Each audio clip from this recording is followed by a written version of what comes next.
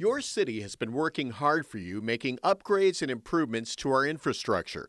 Here are the latest projects completed through March. Plano Parks and Recreation updated Jack Carter Park with a new, larger restroom. 1.5 miles of new trail with new trail underpass was added. The athletic fields were improved with new lighting. The area where a former maintenance building stood was rehabbed. 55 trees were planted. It's now ready for spring activities. Another Parks and Recreation project was the Custer Living Screen. This screen was replaced with 600 linear feet of irrigation and landscaping. Plano Event Center's courtyard was renovated with more usable paved area, some artificial turf, 3 shade pavilions, new lighting, 50 trees, and a fireplace. This new rental space is already taking reservations for events.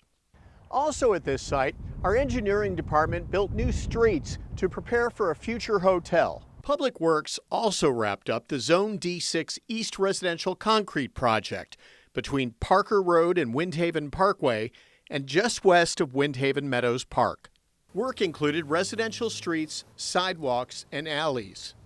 This $2.3 million project ended up $580,000 below budget, and these savings can be used for other street improvements.